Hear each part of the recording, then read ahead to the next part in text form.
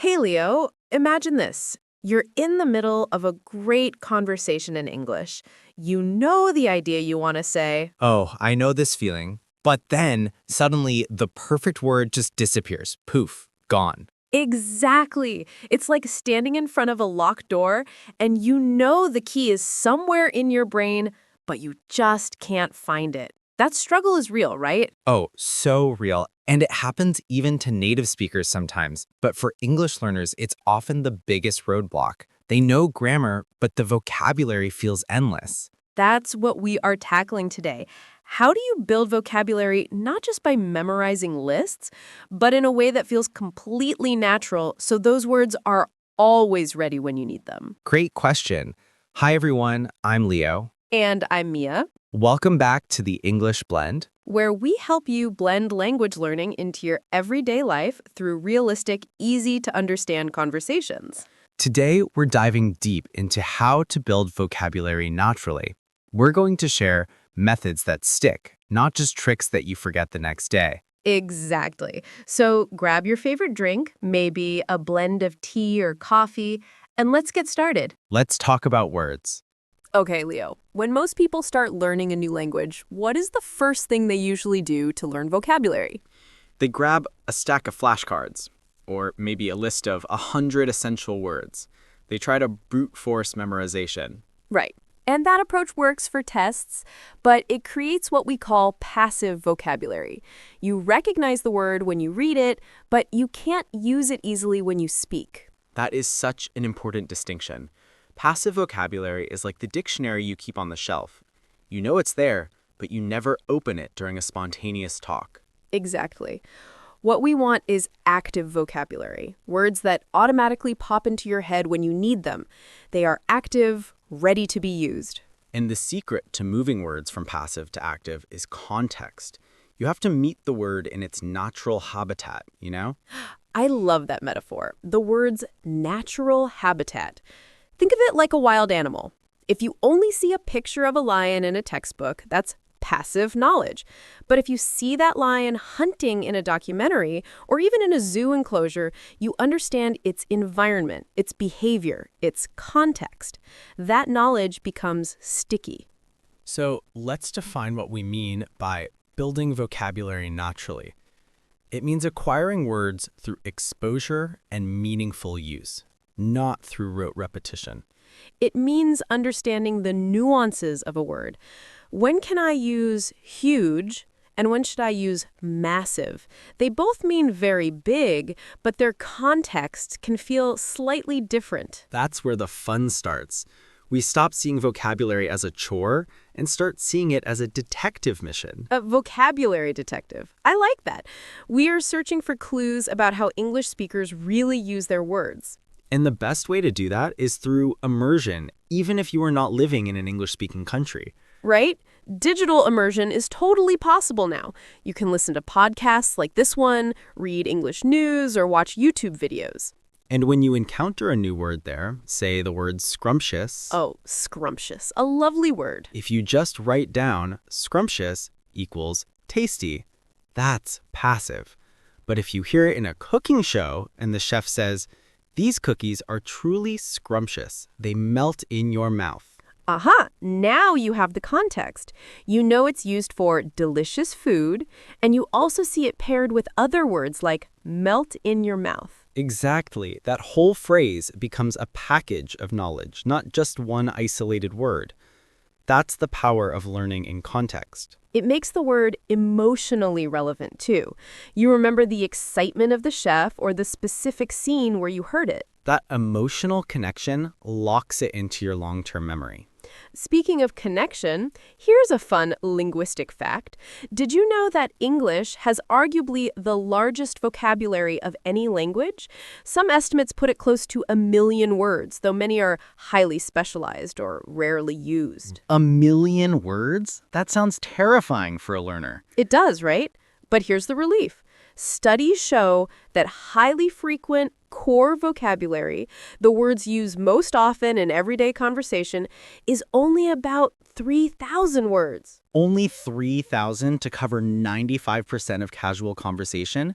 That makes the mountain look much smaller. Much smaller. And our goal today is to help you absorb those 3,000 words naturally and effectively. No need to memorize all million, just the words we actually use. Precisely. Let's move on to our actionable tips for becoming a vocabulary detective. We've organized these tips to help you shift from memorization to genuine acquisition.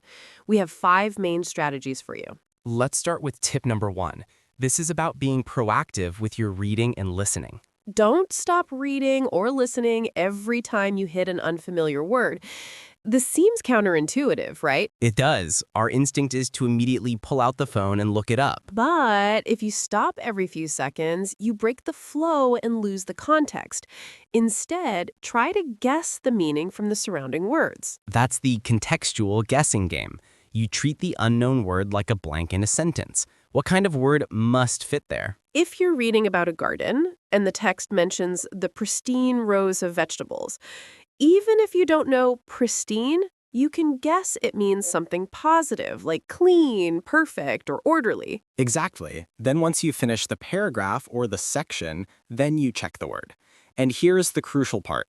If your guess was close, the word sticks much better. Your brain feels rewarded for solving the puzzle. That's so true. It validates your linguistic intuition, You start trusting your language brain. And if your guess was wildly wrong, that shock of surprise helps you remember it even faster. It's a win-win situation. So, remember, resist the urge to immediately check the dictionary. Play the game first. Let's elaborate on this. When you were listening to music, for example, and you hear a phrase like, "He felt euphoric after winning the match." If you know winning the match is a big positive event, then euphoric must mean extremely happy, joyful, or excited. You don't need the dictionary definition right away. You just need the emotional temperature of the word. Is it good? Is it bad? Is it active? Is it passive? This practice strengthens your ability to understand English without translating every single word into your first language. That's a huge step toward fluency. Absolutely essential. All right, moving on to tip number 2. We've organized these tips to help you shift from memorization to genuine acquisition. We have 5 main strategies for you. Let's start with tip number 1. This is about being proactive with your reading and listening. Don't stop reading or listening every time you hit an unfamiliar word. This seems counterintuitive, right? It does. Our instinct is to immediately pull out the phone and look it up. But if you stop every few seconds, you break the flow and lose the context. Instead, try to guess the meaning from the surrounding words. That's the contextual guessing game. You treat the unknown word like a blank in a sentence. What kind of word must fit there? If you're reading about a garden and the text mentions the pristine rows of vegetables, even if you don't know pristine, you can guess it means something positive, like clean, perfect, or orderly. Exactly. Then once you finish the paragraph or the section, then you check the word. And here's the crucial part. If your guess was close, the word sticks much better. Your brain feels rewarded for solving the puzzle. That's so true. It validates your linguistic intuition, You start trusting your language brain. And if your guess was wildly wrong, that shock of surprise helps you remember it even faster. It's a win-win situation. So, remember, resist the urge to immediately check the dictionary. Play the game first. Let's elaborate on this. When you were listening to music, for example, and you hear a phrase like, "He felt euphoric after winning the match." If you know winning the match is a big positive event, then euphoric must mean extremely happy, joyful, or excited. You don't need the dictionary definition right away. You just need the emotional temperature of the word. Is it good? Is it bad? Is it active? Is it passive? This practice strengthens your ability to understand English without translating every single word into your first language. That's a huge step toward fluency. Absolutely essential. All right, moving on to tip number 2. We love spaced repetition, but not the mechanical flashcard kind. We mean meeting the same words again and again in different natural environments.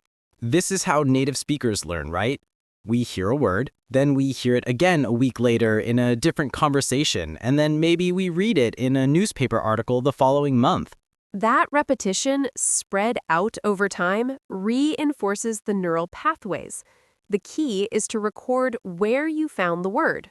So instead of a traditional vocabulary list, try a context notebook or a digital document. Yes, write down the word, its meaning, but most importantly, the original sentence you found it in. This is non-negotiable. For example, you read a story where the character was described as a very diligent student. You write, diligent, hardworking. Context, she was a diligent student who always finished her homework on time. Then, for the spaced repetition part, you actively seek out that word again. How? Well, for the next week, if you see an opportunity to use diligent, even just when describing a colleague to yourself, try it out. Or set your devices to English and notice if diligent appears in a news headline or a description of a professional service. You are forcing that gentle, spaced review.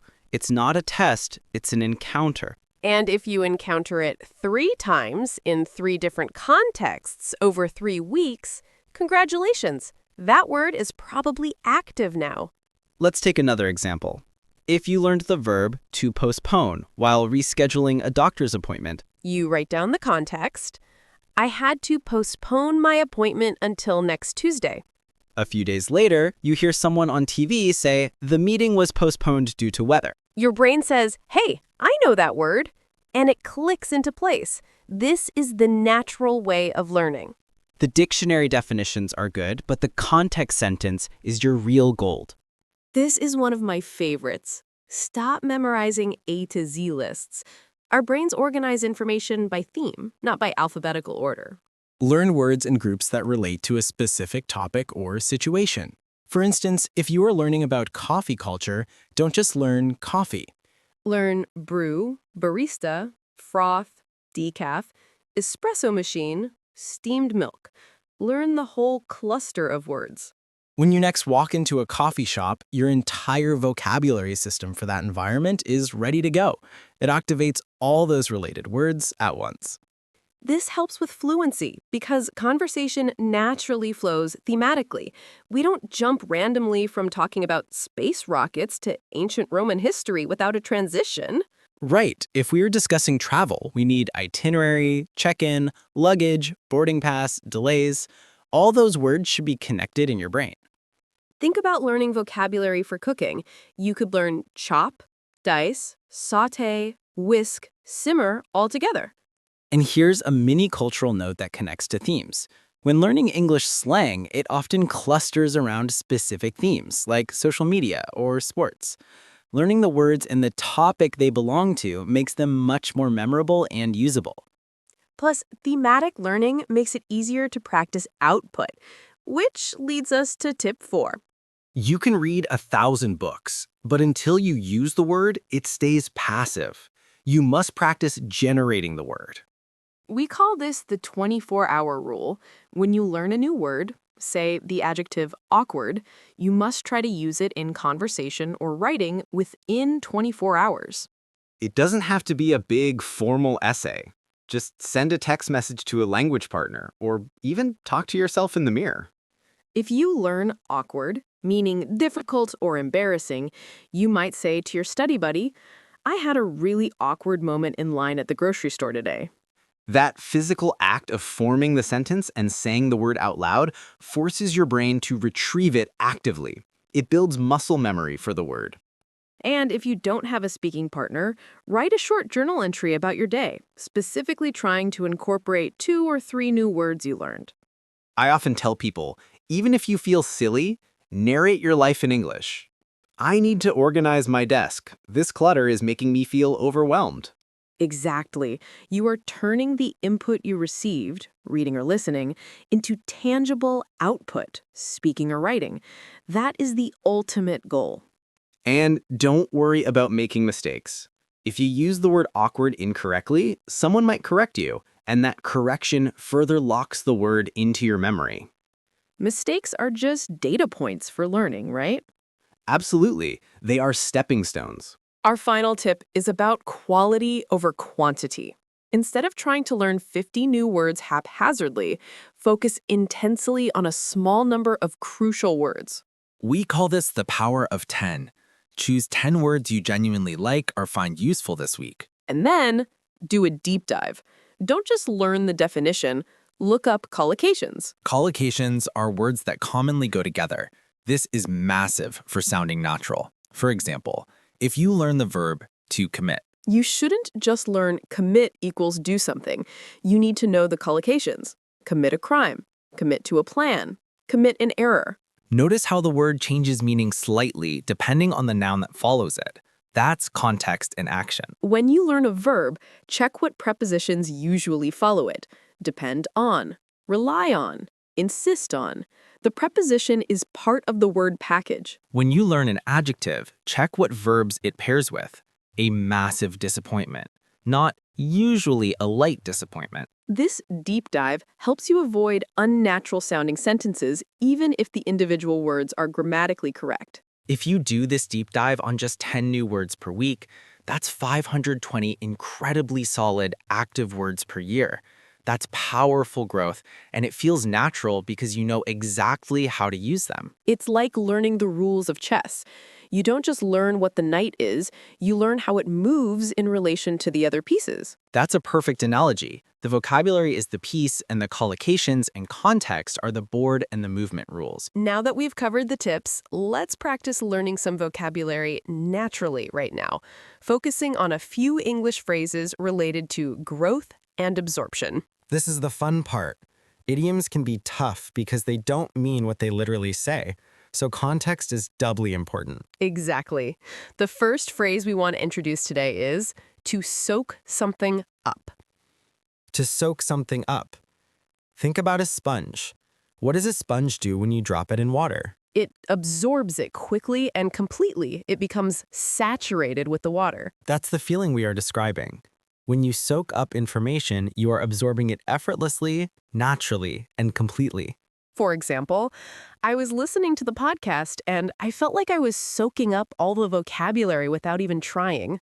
Or, when I lived abroad, I soaked up the local accent really quickly. It implies a very smooth, effortless acquisition process, which is exactly what we are promoting today. Try using that phrase this week. See if you can soak up some of the vocabulary we've used in this episode. The second phrase is perfect for describing the learning process when you start a new job or a new language, to learn the ropes. To learn the ropes. This phrase actually comes from sailing. On old sailing ships, sailors had hundreds of ropes, and learning what each one did was essential. It was literally learning the basic workings of the ship. So metaphorically, when you are learning the ropes, you are learning the basic skills, procedures, or routines of a new activity or situation. For example, I just started my English class, so I'm still learning the ropes of the curriculum. Or, don't worry about being perfect right now. It takes time to learn the ropes. It's a great phrase to manage expectations, right? It tells people you are still in the beginning phase, mastering the basics. We've got time for one more phrase, Leo. Let's go with a conversational one that often describes meeting a new word. How about to come across something? Perfect. To come across something means to find it by accident or unexpectedly. It's a great phrase for our vocabulary detective work. Like, I was just reading a magazine and I came across this fantastic new word, petrichor, the smell of rain on dry earth. See how natural that sounds? It's much more conversational than saying, I found this word in a magazine. Use come across when describing any accidental discovery, whether it's a new vocabulary word, an old photo, or a great restaurant. So we have to soak something up, to learn the ropes, and to come across something, find by chance. Practice using those three phrases this week. Mia, that was a fantastic breakdown of shifting our mindset from rote learning to natural acquisition. It was! Let's quickly recap the main takeaway. Vocabulary acquisition is about meaningful exposure and contextual use, not just lists. And we offered 5 key strategies for building vocabulary naturally.